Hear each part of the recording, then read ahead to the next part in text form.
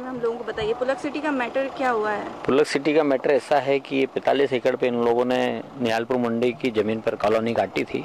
परंतु उसका रास्ता उपलब्ध नहीं था, जिस कारण उन्होंने ये किन प्रकार अधिकारियों का भरपूर उपयोग करके और किन्हीं अज्ञात कारणों से उनको किस प्रकार से एक्सप्लॉइट करके ये जो सरकारी आईडीए की स्कीम की जमीन है, जिस पे आईडीए ने भूखंडों का निर्माण करने है, तो अपने नक्शे में भी उल्लेख किया हुआ है कि हम यहाँ भूखंड बना रहे हैं। और धारा 50(7) के बाद में लगभग 3 वर्ष बाद अचानक राकेश श्रीवास्तव जी ने इसके ऊपर उनको अनुमति दे दी, ये बता के कि मास्टर प्लान की 30 मीटर की रोड है और ये आईडीए की स्कीम की जमीन है। प्लस इसके बाद में उधर खसरा नंबर 793 नंबर का निहालपुर मंडी का शासकीय खसरा है, जिसके ऊपर शासकीय दर्ज है चरनोई के नाम से। और जिस सड़क पर भी हम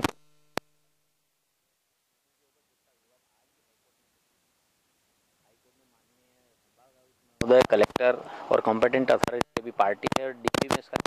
है W/2010। उसके बावजूद ना तो किसी सीलिंग डिपार्टमेंट से या किसी विभाग से अनुमति ली और ये सड़क का निर्माण कर दिया गया। इस हेतु मुझे हाईकोर्ट से स्टे भी मिला था, परंतु हाईकोर्ट के स्टे के बावजूद भी इन लोगों ने इसके ऊपर सड़क का निर्माण कर जारी रखा और ये परिणाम आपके सामने है। मैं चाहता हूँ कि न्याय की उम्मीद करी है। मेरे 2 केस ऑलरेडी किया हुआ था किसान के ऊपर धोखाधड़ी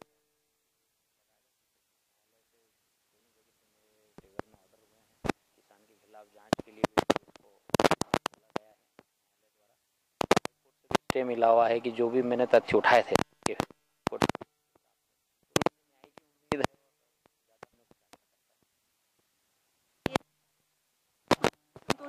अभी तक तो मुझे ऐसा कुछ लगा नहीं कि जांच संतोषजनक है, पर मुझे कुछ ऐसा सपोर्ट मिला है पत्रकार बंधुओं से और कुछ अधिकारियों से, जिन्होंने आश्वासन दिया है कि हम इस जांच को पूरा करेंगे और आपको सहयोग करेंगे। आपका मुद्दा बिल्कुल ठीक है, हम लोगों ने जांचा है, तो मुझे आशा है कि उम्मीद है कि जांच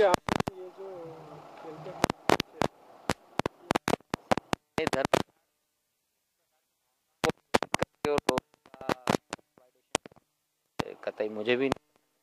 करने की इच्छा रखता हूँ।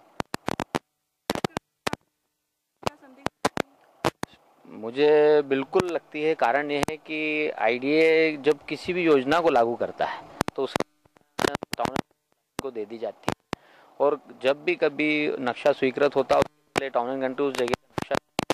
करती है, क्योंकि उसको एंट्री नहीं रहती। और अगर एंट्री में कोई आईडीए की स्कीम की जमीन आती है, टाउन एंड कंट्री में नक्शा स्वीकृत नहीं करता है, ऐसा कोई अनाधिकृत निर्माण आईडीए की भूमि पर होता है, तो उनके पास पूरा अधिकारियों का समूह है, जो उनका काम यही है कि किसी भी अतिक्रमण को या आईडीए की भूमि को भूमाफियाओं से या अन्य व्यक्तियों से बचाना। पर उन लोगों ने भी कोई कदम नहीं उठाया। मुख्यमंत्री जी ने 2-2 बार उनके सचिव के माध्यम से इंदौर में जांच के आदेश दिए, संभाग उसमें आए गए थे, लगभग आज 3 महीने हो गए हैं, ना तो मुझे कोई पत्र मिला है, ना मुझे कोई जांच की रिपोर्ट। तो मुझे ऐसा नहीं लगता कि आईडी अपनी जगह ठीक है।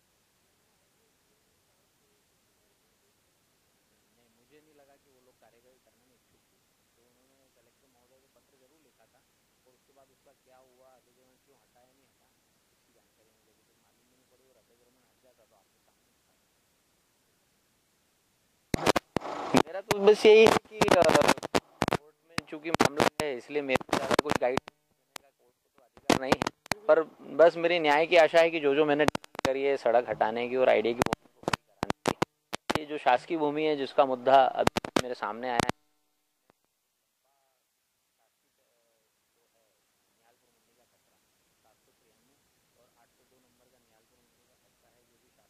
भूमि दर्ज है वार्डों में, ऐसा बताया है, वो भी एक जांच का विषय है। तो ये बस अतिक्रमण हट जाए, पक्षमान है उसको। ये अतिक्रमण पुलक सिटी के निर्माता हैं, जिनको पेपर के माध्यम से मुझे मालूम पड़ा है कि रितेश अजमेरा, जिसके ऊपर पूर्व में भी सरकारी जमीन हड़पने के केस दर्ज हो चुके हैं, उनकी कॉलोनी, ऐसा मुझे बताया गया है। अच्छा, ऐसा मानना है कि मंत्री महेंद्र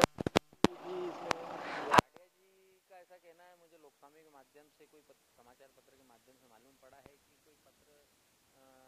के माध्यम से जो उन्होंने आज से करीब 3 साल पहले लिखा था 2008 में, उसको आधार बना के इन्होंने कोई अनुमति प्राप्त कर ली थी। जब उनको मालूम पड़ा तो उन्होंने भी कल कलेक्टर महोदय को चिट्ठी लिखी है कि ऐसा मेरे पत्र का दुरुपयोग किया जा रहा है, क्योंकि वो मैंने फंड स्वीकृत करा था देवी अहिल्या मार्ग के लिए, उसको अनुशंसा पत्र बना के कोई अन्य सरकारी भूमि के ऊपर से रोड बनाने की परमिशन प्राइवेट को दे दी है, जिससे गाँव वालों को फायदा।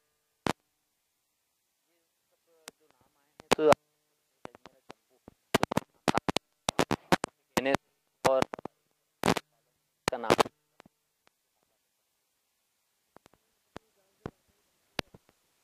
वो रेगुलर मुझे किसी ना किसी का दबाव तो आता है, इस हेतु मैंने